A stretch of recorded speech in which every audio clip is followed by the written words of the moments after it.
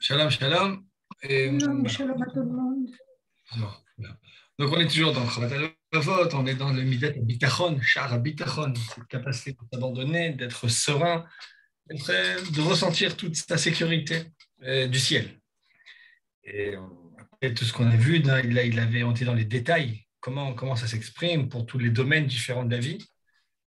Et, à la fin, là, on était à l'étape où il parlait du service divin. La façon dont on sert Dieu aussi, il doit y avoir un bitachon, ce qui est entre nos mains, ce qui n'est pas entre nos mains. Et la récompense qui viendra aussi. Il faut avoir cette sécurité-là, cette sérénité-là. Est-ce qu'on peut quelle page on était exactement? Il me semble qu'on était vers ici. Et,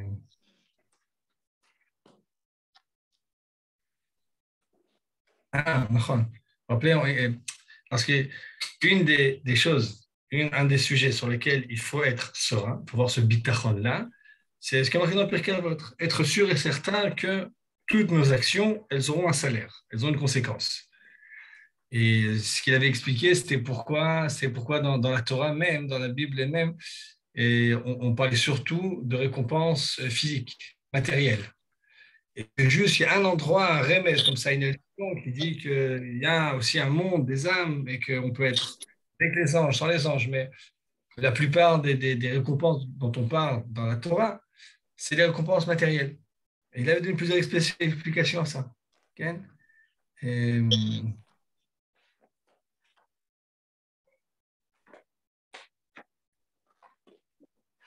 c'est pas de ça.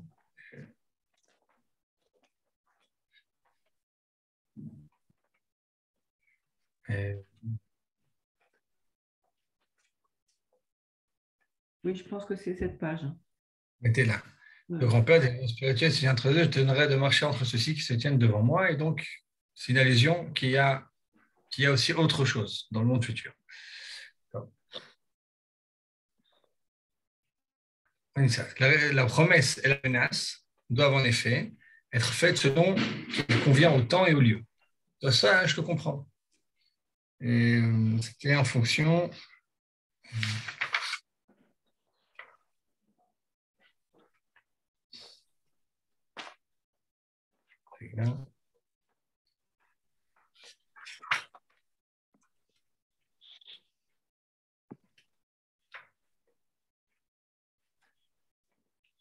Ah.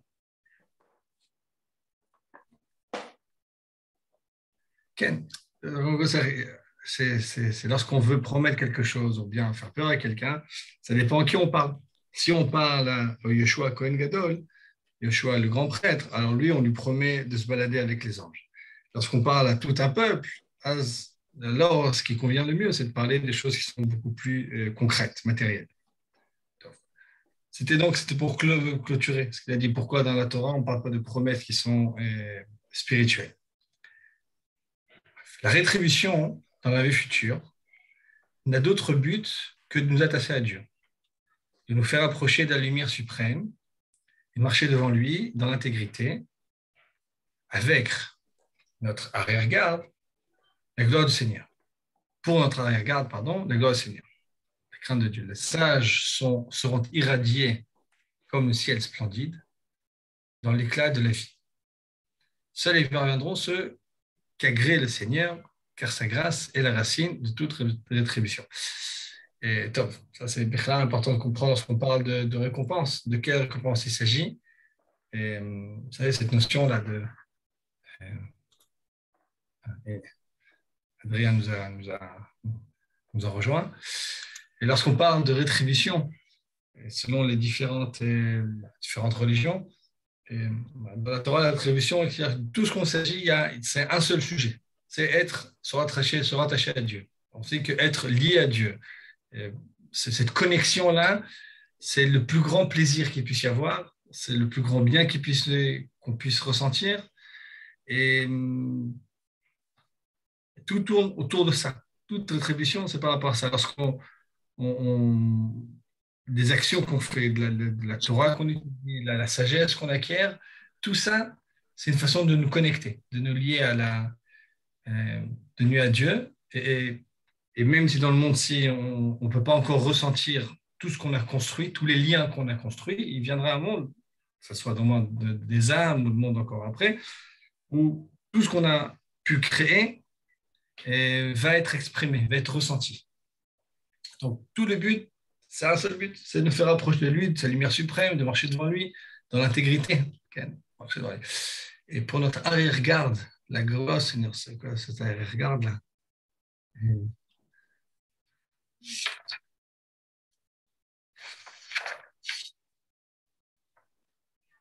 Là, c'est un passouk, il ramène un passouk, il a mis dans la phrase un passouk de Ishayahu, d'Isaïe. Valak lefanecha tzidkecha, kvod Hashem yasfecha.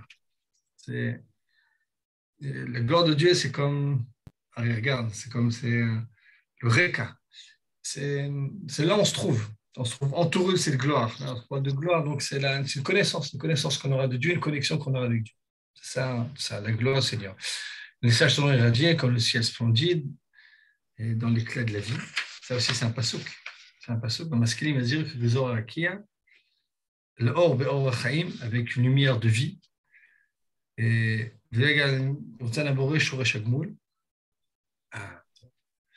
car sa grâce est la racine de toute rétribution. Sa grâce dans le sens être voulu de Dieu. C'est vraiment comme on a ça dans notre monde. Vous savez, le roi, un souverain qui est craint, aimé, qui règne, qui a le droit de vie, de mort dans sa cour. Vous savez qu'autour de lui, les courtisans n'avaient une seule aspiration, être agréé, être voulu du roi.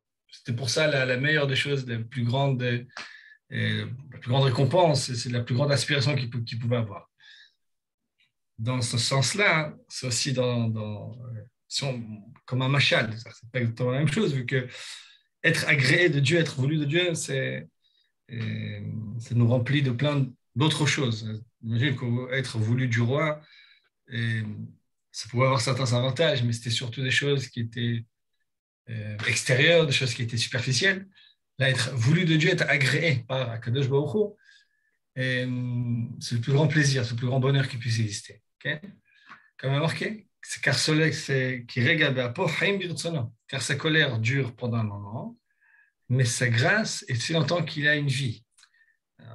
Là, ça, c'est la traduction du verset, mais là, apparemment, Rabbeinu Bechaï donne une autre traduction verset. Le gars, c'est Chaim Birtsono. Dans sa volonté, il y a de la vie. Okay? Donc, être voulu, regarde le peu. S'il y a un moment en colère, c'est la pire des choses. Et quand on est en colère contre quelqu'un, c'est lorsqu'on se détache de quelqu'un. Et donc, quelqu'un dont son comportement ne nous est pas agréable, n'a pas été voulu. Ce personnage, je ne l'avais plus autour de moi, quelqu'un en colère contre quelqu'un. La fin du passouk, la vie est dans sa volonté. Ce n'est pas aussi longtemps qu'une vie. Lui, il veut illustrer ce qu'il a dit, que la plus grande des récompenses qu'on puisse avoir, c'est d'être voulu de Dieu. Vous savez, on se prépare maintenant à Pessah. Comment ça se prépare à Pessah? À Pessah, il y a un seder, un ordre comme ça qu'on lit. Et il y a 15 étapes. Et la 15e étape, c'est Nirtza. Nirtza, c'est être voulu. C'est-à-dire qu'on n'a plus rien à faire. On a fait tout ce qu'on avait à faire. Et Kadosh Baruch Hu accepte, agrée notre service. Et donc voilà. Donc, la plus grande récompense, c'est être agréé, voulu, encore une fois. Tout ça, c'est une notion de lien qui se crée. Ce lien, lorsqu'un qui se lie à Kadosh Baruch Hu, c'est lié à Sagot, c'est des choses qu'il va comprendre, qu'il va percevoir, qui va se lier. C'est comme, mais c'est plus que juste comprendre des choses. C'est bien plus que ça. C'est se lier à l'énergie divine. Donc, sa grâce aussi longtemps que la vie, là, Rabbeinu explique que sa grâce est la vie. Qu'on fait David. Et de même, dans les parenthèses du Lévitique, dans les parénèses, par exemple, du Lévitique, une parénèse, c'est quoi? C'est les malédictions.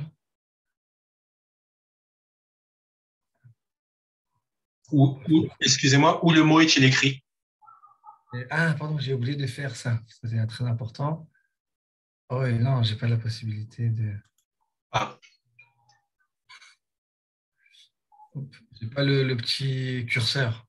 d'accord. Et, et- comment dire, comment je pourrais trouver ça? Comme ça, on voit. Ah, je l'ai vu, le mot, je l'ai vu. C'est bon, les parrainaises. Non.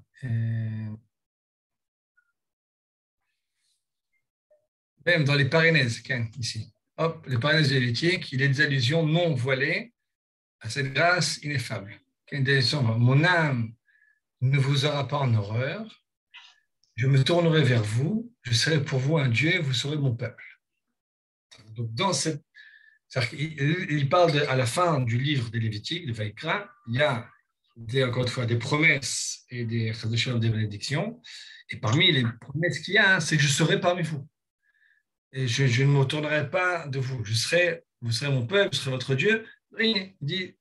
On dit clairement que le but suprême de tous ces services-là, c'est ce lien qui va se créer avec Kadosh Baruch Hu, avec Dieu. Bref, donc l'abandon à Dieu pour sa rétribution en cette vie dans le futur et de croire en la justice divine. Okay, Voilà. l'abandon à Dieu pour sa rétribution en cette vie dans le futur et de croire en la justice divine, d'avoir une foi parfaite, la foi d'Abraham, qui lui fut imputée à justice. C'est une confiance irréductible dans le triomphe de la divinité, bonté sur la terre des vivants.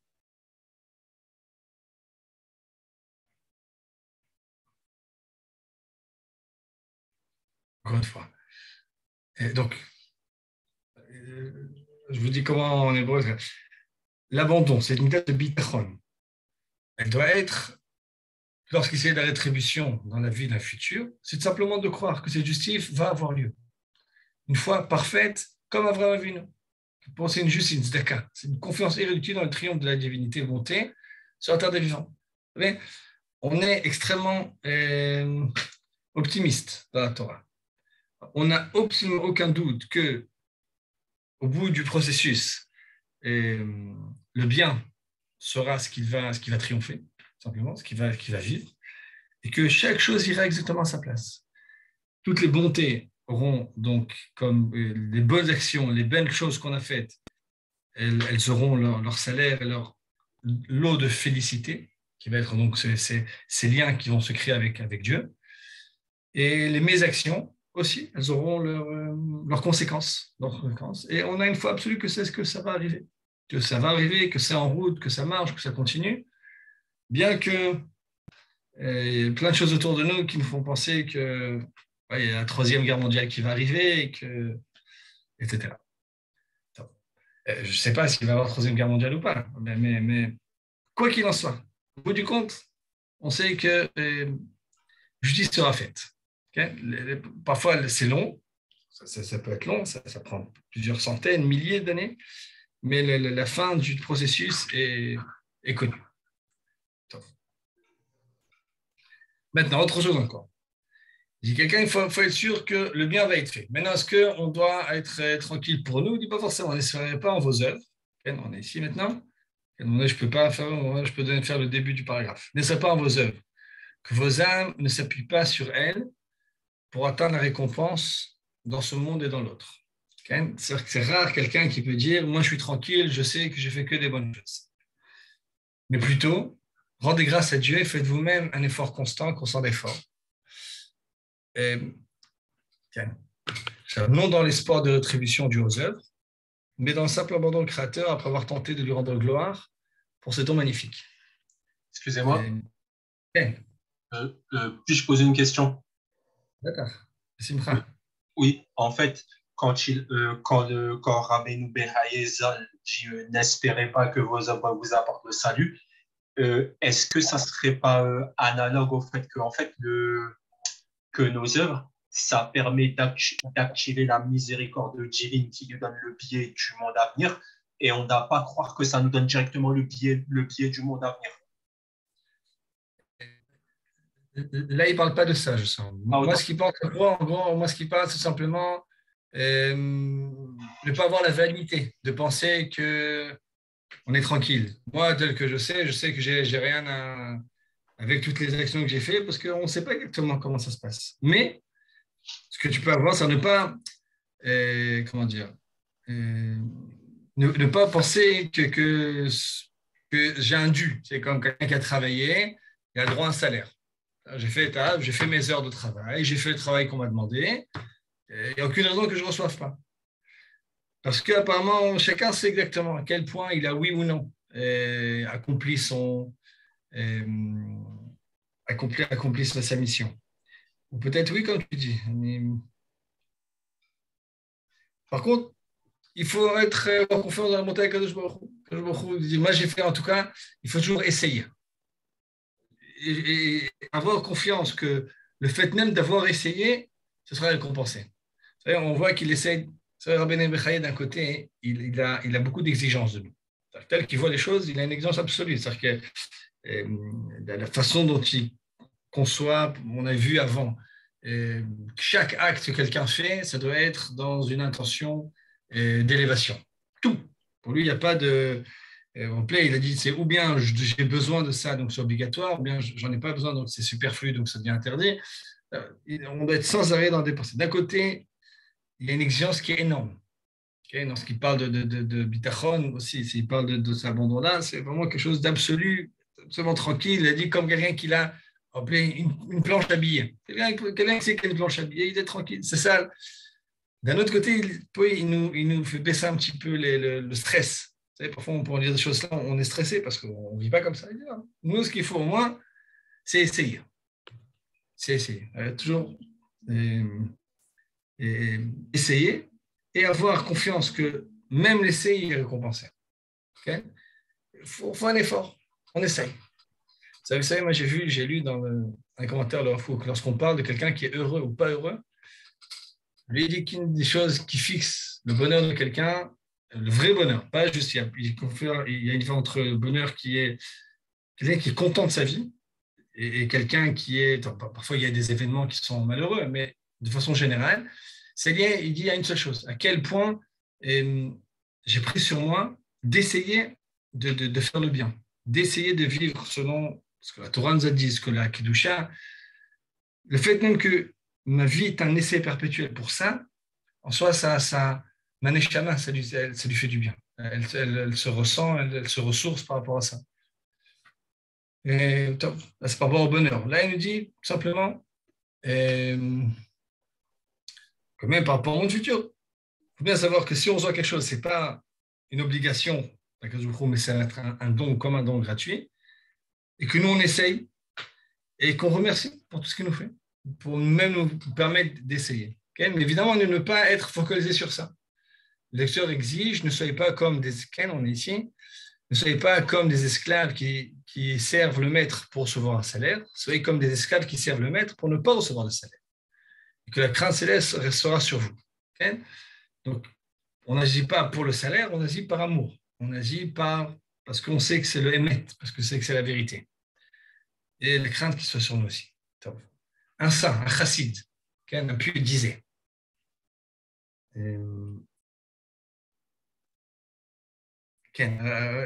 Pour ça. L'homme n'atteint pas la félicité de l'au-delà lorsque des comptes rigoureux lui sont demandés, car ses œuvres sont néant si on les compare aux bienfaits du Seigneur. Il ne peut rien que par la grâce de Dieu. Mon avis, c'est ça qu'il voulait dire. Que si on compte, disons, pour toutes les bonnes actions qu'on a, mais si tu prends d'un autre côté tout ce que tu as déjà reçu, alors tu as déjà été payé d'avance au centuple pour tout ce que tu as fait. Donc c'est sûr que tout ce qu'on va recevoir, c'est autre chose. Vous savez peut-être dire quelque chose. C'est pourquoi, mes frères, n'espérez pas en vos œuvres, car la puissance est à Dieu, et toi, Seigneur, la bonté. Et juste, il y a une dans le Ramchal, Rabbi Chaim Moshe Luzzatto, qui nous explique une explication qui est donnée, qui est assez fréquente, qui est assez courante dans la pensée juive, lorsqu'on se pose la question du pourquoi on a dû créer des âmes pour les mettre sur terre, et pourquoi tout ce travail-là, pourquoi toutes ces épreuves qu'il faut surmonter. Et une des réponses qui est donnée, qui est parlée dans le Zohar, c'est parce que Dieu veut nous faire du bien, mais on veut que ce bien-là qui nous arrive ne soit pas accompagné de honte. Il y a une notion en araméen qui appelle Nahama de Kisufa, un pain de honte. Un pain de honte, c'est quelqu'un à qui on donne un morceau de pain, alors qu'il a travaillé, il n'a pas travaillé pour, alors qu'il vit de la grâce d'autres personnes, il vit de charité. Il sent cette humiliation qui vient avec.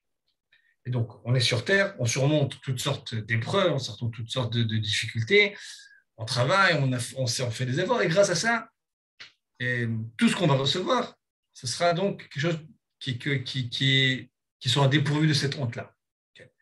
Et dans le Rabbi Nathan de Breslev, il me semble que il pose une question simple, et qui s'est lié un petit peu à ce que dit maintenant Rabbi Bechaye, c'est qu'on sait que le salaire reçu est infiniment plus grand que l'effort qu'on aura fourni.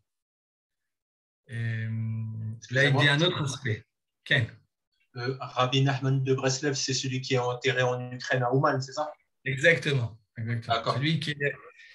Moi, je dis que c'est la source de toute la guerre là-bas. Toute la guerre de Poutine, c'est parce qu'il veut arriver à son kever aussi. Il veut arriver aussi à... C'est une blague ou c'est une vraie raison? C'est une blague.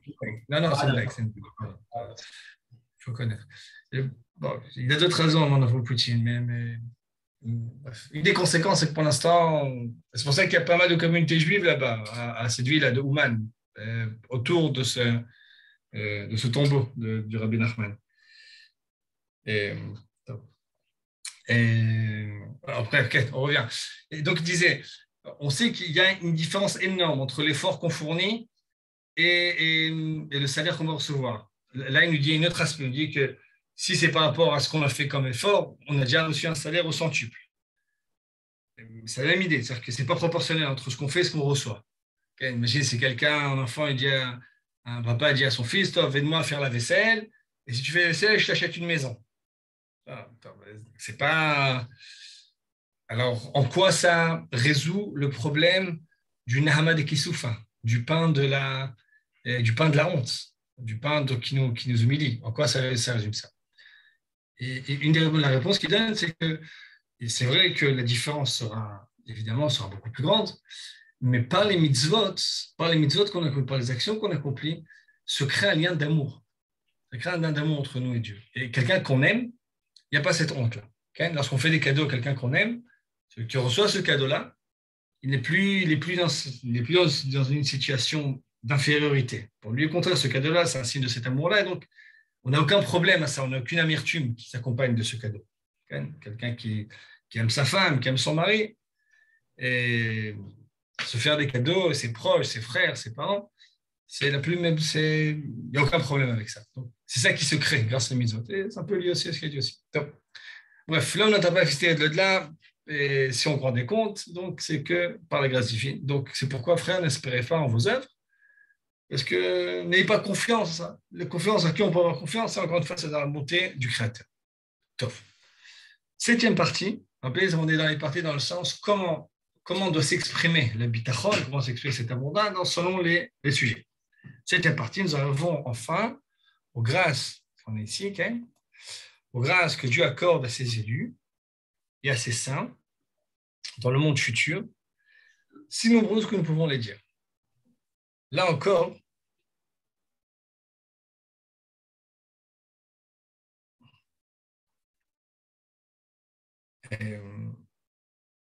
la voie droite de l'abandon à Dieu, le bitachon, est de s'attacher aux causes qui font atteindre l'homme au degré des saints.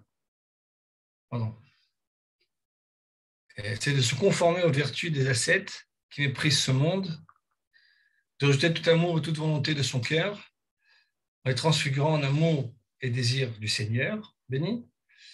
C'est de se livrer à lui, de jubiler en son sein, et comme les prophètes et les saints, de se retirer du monde loin des hommes, le cœur confiant en ce Dieu, en ce que Dieu usera de grâce, comme il le fait pour eux dans l'au-delà. Okay, on en est là, on a changé de page. Mais quiconque espère que Dieu le fera cela sans le moyen d'acte est un sot, un zimri qui exige le salaire de Pinchas.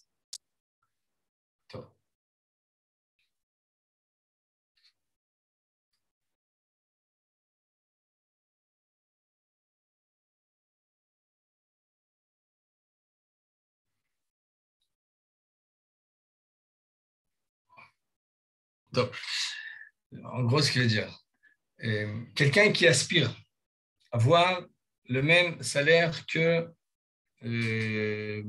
Yechidé Ségoula, il y a une notion comme ça, Yechidé Ségoula, l'élite,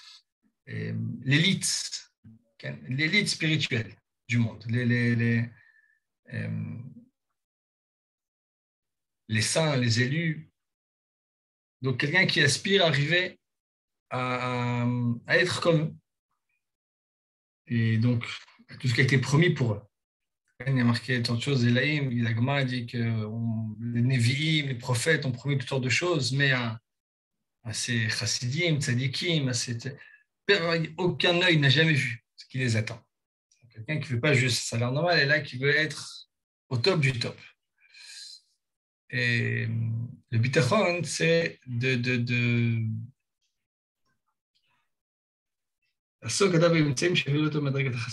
c'est-à-dire que ne pas s'occuper du salaire même, mais de se tâcher à toutes les causes qui font de l'homme un homme saint. Lui, on voit sa définition, c'est quoi un homme saint pour lui? C'est-à-dire de se conformer aux vertus des ascètes. C'est ascète en hébreu, c'est parouchim. Okay? Ascète, c'est un parouche. Parouche, c'est quelqu'un qui se retire. Qui se sépare, comme les pharisiens. Okay? Exactement. Ascétisme. Donc, il méprise ce monde. Et de rejeter tout amour, toute volonté de son cœur pour des choses terrestres, en le transfigurant en amour au désir du Seigneur. Donc, c'est, encore une fois, lui il nous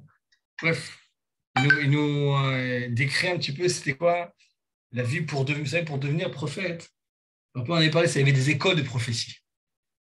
Le roi Shaoul, quand il est sorti, il a vu comme ça un groupe des élèves de prophétie, et rien qu'en les voyant, lui-même, il s'est mis à devenir prophète. Quand on parle d'école de prophétie, c'est des écoles où il y a, où il y avait évidemment beaucoup d'études, mais il y avait tout un mode de vie.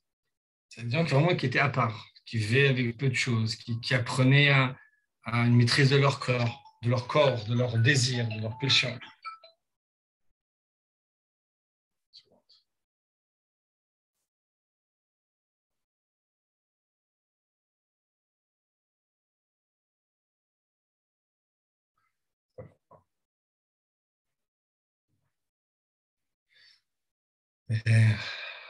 Donc, ces gens qui ont, ça encore une fois, Rabbeinu Bechai, il est catégorique sur ça. Tant quelqu'un aime ce monde-ci, c'est au détriment de son amour de Dieu. Ça va donc pour quelqu'un qui aspire à être comme ces saints-là, ces gens élus, ces gens qui sont, il faut être complètement rejeté, le monde entier. Et ça doit être qu'un amour de Dieu et des autres. C'est de se livrer à lui, de jubiler en son sein, comme le prophète et les saints se retirent du monde loin des hommes. Le cœur confiant, c'est ce que Dieu usera de grâce, comme il le fait pour eux dans l'au-delà. Okay, ça, c'est, ça rappelle les monastères et tout ça, mais c'était sa façon, lui, de voir la Kedusha. Alors qu'il fallait s'éloigner, simplement, pour pouvoir vraiment être propre, mais pouvoir être exempté de tout ce poids-là. Que le monde peut être pour nous, pas un point moral, se mettre à part, se mettre de côté. Quelqu'un qui veut vivre comme ça, alors lui, pour aspirer à être. Mais quiconque espère que Dieu le fera cela sans moyen d'acte est un simple, un sot. Et vous savez, encore une nous, ça me semble bizarre. Mais je ne sais pas comprendre, ça me semble bizarre parce que quelqu'un qui se retire, qui est tout seul, il ne sera pas heureux.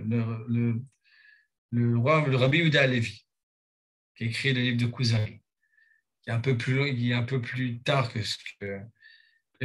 tout ça, ce genre de hanaga, ce genre de comportement, on peut concevoir qu'il soit positif à condition qu'il se fasse avec de la joie, de la réelle joie. C'est-à-dire quelqu'un qui vraiment jubile et heureux et tranquille.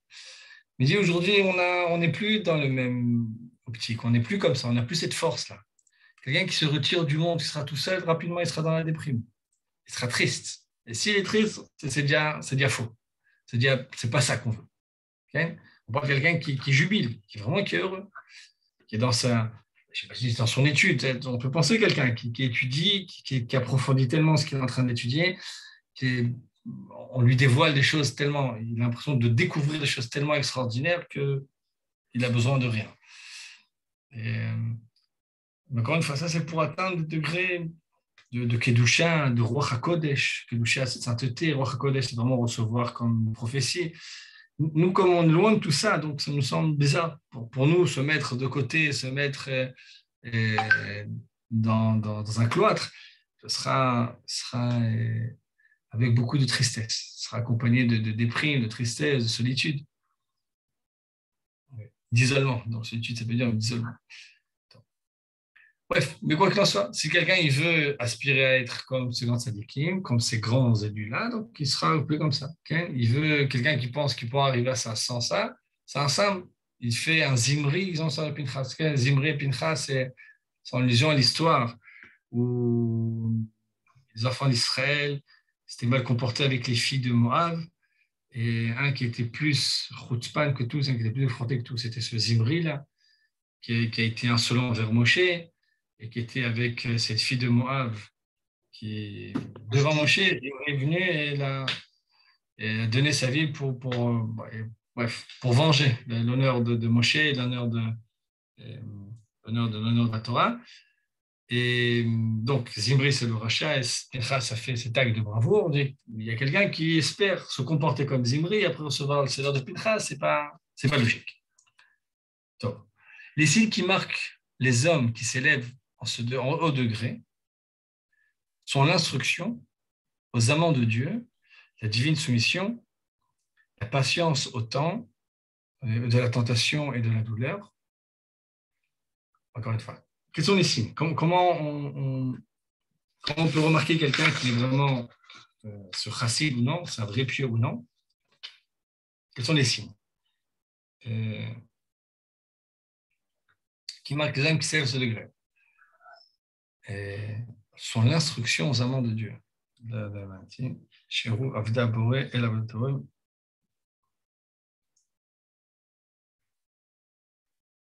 vois pas ce qu'il veut dire ici. En hébreu, c'est autre chose. C'est dit. Ah, okay. Ils instruisent. C'est-à-dire qu'eux-mêmes, ils enseignent ça. Première chose, ils ne gardent pas ça pour eux. Quelqu'un qui aime vraiment Dieu, il ne peut pas ne pas vouloir répandre ce message-là. Donc, un des signes, c'est qu'il enseigne ça. Il partage ce qu'il a. C'est quelqu'un qui aime vraiment Dieu, il veut que ça atteigne toutes les créatures. Et donc, c'est l'instruction. Deuxième chose, cette soumission, c'est-à-dire la patience dans la tentation et la douleur. Savoir surmonter lorsqu'il y a une tentation, lorsqu'il y a une épreuve, et lorsqu'il y a lorsqu'il y a aussi une douleur. Et toutes choses apparaissent légères, qui ont pour but la volonté de Dieu. Dès qu'ils savent qu'ils ressentent que c'est la volonté de Kadosh Baruch Hu, ils sont tranquilles. Comme Abraham, acceptant de sacrifier Isaac. Comme les trois enfants dans la fournaise. C'est-à-dire, c'était les trois amis de Daniel, qui étaient des jeunes gens, qui étaient prêts à donner leur vie, parce qu'on exigeait d'eux qu'ils se prosternent devant une idole, et ils étaient prêts à se rentrer dans la fournaise pour ne pas le faire. Et comme Daniel dans la fosse au lion, Daniel aussi, s'il sait que c'est la volonté de Dieu, avec plaisir, il saute dedans. Comme les 10 martyrs des Romains. Les 10 martyrs des Romains, c'est l'histoire de 10 Tanaïm, sages de la Mishnah, qui ont été mis à mort par les Romains. Akiva, Ishmaël, etc. Exactement. Ils sont morts comme des Rabbi Sofer, Rabbi Chanan ben Tradion, etc., Rabbi ben Kisma, tout cela, tous ces 10-là, et il y a un midrash qui dit que ces 10-là, une fois qu'on avait décrété sur eux cette mise à mort-là, ils avaient essayé de demander, de voir avec le ciel, est-ce que c'est voulu du ciel ou bien c'est juste un caprice de l'empereur. Et on dit non, vous avez été choisi pour telle chose, pour expier telle ou telle faute. C'était la faute des frères de Yosef Hatzadik. Exactement, pour expier la faute des frères de Yosef Hatzadik. Exactement. Et ils ont, dès qu'on leur a dit que c'était pour ça, ils étaient très heureux. Ils ont accepté ça avec joie. Si c'est la volonté de Dieu, ils font ça avec joie.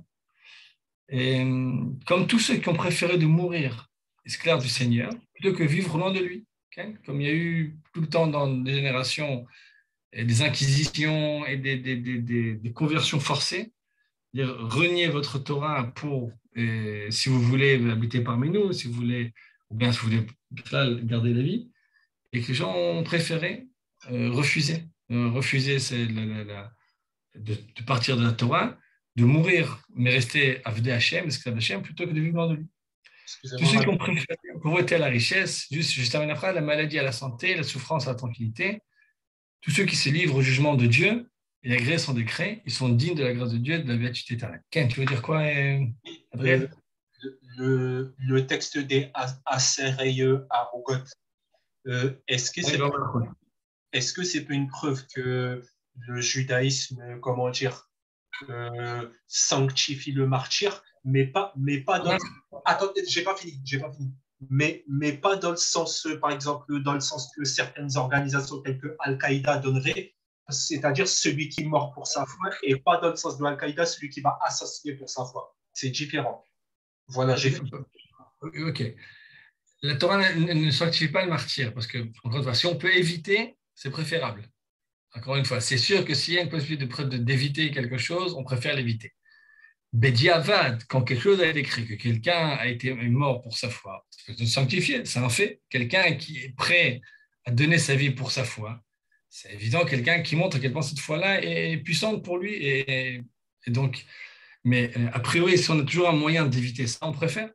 C'est pour ça, moi, je suis très content qu'on ait aujourd'hui Tzahal, Tzva Haganah l'Israël, l'armée d'Israël. On n'est plus obligé de maintenant mourir pour notre foi. Maintenant, quelqu'un qui veut nous tuer pour notre foi, on sait comment lui rendre l'appareil. Et c'est évident que c'est comment dire, c'est une évolution dans l'histoire, c'est une autre étape. On préfère ça à mourir. On veut vivre. On préfère vivre. La Torah, on aime la vie. Si quelqu'un a dû donner sa vie parce qu'on sait que ça a été voulu, encore une fois, il y a certains cas vraiment, vraiment particuliers où quelqu'un doit donner sa vie pour la foi. Généralement, la vie repousse. Il y a une règle générale. Lorsqu'il y a un danger de mort, ça repousse toutes les mitzvot. Encore, on m'a posé une question. Un enfant, pour lui mettre et on doit changer, il a un appareil auditif et on doit changer les piles pendant Shabbat. Est-ce qu'on peut, on ne peut pas? Généralement, on considère cet appareil-là comme pikuach nefesh. Un enfant qui n'a plus ça, il peut se perdre, il peut il peut vraiment se mettre en danger. Pikuach nefesh, il n'y a aucune question. On change des piles. Et je pense que c'est une question qui a été posée il y a une demi-heure, un peu une demi-heure avant le cours. Généralement, la vie, elle a le dessus parce qu'on aime la vie. S'il y a des cas particuliers, on est obligé de se donner, de sacrifier ça. S'il y a un qui fait ça avec joie, ça montre à quel point pour lui le temps est important. Les cas particuliers, c'est devant de l'idolâtrie. Et c'est si on exige de nous de faire un meurtre, ou bien si on exige de nous de commettre un inceste. Ouais, ça me fait penser. Dans le traité Gittin 57, on raconte. Comment? Par rapport à la question par rapport à Esther, qui est-ce qui lui a permis d'aller voir Achashverosh et comment ça se fait que. Non, c'est autre chose. Par exemple, il y a des Romains qui avaient capturé des jeunes juifs et des jeunes juives qui les emmenaient dans un bateau pour les emmener dans leur lupanar. Et les jeunes filles, quand elles ont su qu'elles allaient être transformées en prostituées, elles se sont jetées dans la mer. Elles ont préféré mourir. Et les jeunes garçons, ils ont dit, si les jeunes filles, elles l'ont fait, alors nous aussi, on doit le faire. C'est dans le traité de Gittin, ouais, ça comme ça. Exactement. C'est des cas particuliers, mais il y a eu des cas. Il y a eu des cas comme ça. Je pense qu'il n'y a pas, c'est pas une sanctification du martyr. Mais si déjà s'il y a des gens qui ont été capables de ça, c'est évident que ça montre une grandeur de leur foi, une grandeur de leur attachement à la Torah. Et qui sont dignes de grâce de Dieu, la béatitude éternelle. Car il y a de quoi doter ceux qui l'aiment et remplir leur trésor. Okay? Des gens comme ça, c'est qu'Akadosh Baruch Hu saura s'occuper d'eux. Il est dit, jamais on n'entendit, jamais réunis, ni eux, ni une vie, hormis toi, Seigneur, ce que tu feras pour ceux qui se préparent à toi. C'est ce que j'avais dit, c'est pas celui comme ça. Aïn l'orata, Elohim nous a déchassé là. Il n'y a aucun œil, il n'y a personne ni rien qui a pu déjà voir, qui a pu percevoir de près ou de loin ce que tu prépares à ces chassidim là, à ces pieux là pour le monde futur. Donc, apparemment, c'est-à-dire qu'il y a le salaire normal et puis il y a le salaire extraordinaire. Et là, quelqu'un qui veut aspirer à ce salaire-là, eh ben, et qui il va être sûr de l'avoir, ce bitachon-là, cet abandon que ça va lui arriver, c'est à condition qu'il se fasse qu'il accomplisse toutes les causes et toutes les règles, qu'il se mette dans le cadre de vie, et qui est de vivre comme ça, de vivre plein d'amour, de vivre plein de dévotion, de vivre avec cette capacité quand il faut. Encore une fois, on ne cherche pas à mourir, mais si l'occasion se présente, qu'il n'hésite pas à faire ce qu'il y a à faire. Et donc, quelqu'un qui est comme ça, vous savez, on raconte une histoire que peut-être ça va dans ton sens à toi. Il y avait un à l'époque de Rabbi Yosef Karo. Rabbi Yosef Karo, c'est l'auteur du Shulchan Aruch. Rabbi Yosef Karo qui était donc à Tzfat il y a 500 ans. Et il y avait à son époque quelqu'un qui s'appelait Rabbi Shlomo Molcho. Rabbi Shlomo Molcho, qui était aussi un érudit, mais qu'à un moment, il a la tête qui a un petit peu tourné, et il s'est pris pour un messie. Donc, c'était un des faux messies qu'il y a eu. Mais ce faux messie-là, apparemment, il avait commencé à avoir comme un mouvement autour de lui, et il a été, comment dire, les autorités, les autorités musulmanes, on fait attention qu'il commence il voit ça comme une rébellion. Et donc, il a été emprisonné et on lui a exigé ou maintenant tu reçois la religion musulmane ou bien tu seras mis à mort. Parce que, par exemple, quelques générations après, Shabtai Tzvi, lui, il a accepté de devenir musulman. Donc, ce Rabbi Shlomo Malchon a dit ou tu deviens musulman ou bien tu seras mis à mort. Il a été mis à mort. Il a été brûlé vif. Donc, Rabbi Yosef Karo raconte qu'il avait un ange comme ça qui lui parlait et on voit que l'ange à chaque fois lui a promis. Ça, je ne t'inquiète pas, je sais que toi aussi tu veux mourir comme ça. Tu aimerais mourir pour Kiddush Hashem. Il a dit, tu voudrais mourir comme ça et ne t'inquiète pas, ça t'arrivera à toi aussi. Et le fait que, si on regarde l'histoire de Rabbi Yosef Karo, on sait qu'il est mort sur son lit de mort, il a de vieillesse et il n'a pas eu à monter à l'échafaud. Okay. Et une discussion qu'on donne, c'est que Rabbi Yosef Karo, lui, il a eu ce mérite, de même quelqu'un qui se jette dans le feu, il vit une élévation extrême à ce moment-là. Et Rabbi Yosef Karo, il avait ça toute sa vie. On n'est pas obligé forcément de sauter dans le feu pour être comme ça. Et le fait même d'être prêt à le faire, le fait même de vivre avec cet absolu, cet abandon-là, avec cette grandeur-là, ça peut être quelque chose de constant. C'est même plus dur encore. Okay? Pas juste de mourir dans un foie, c'est de vivre complètement avec toute cette intensité et tout au long de sa vie. Et c'est ça que Rabbi Yosef Karo a reçu. Et,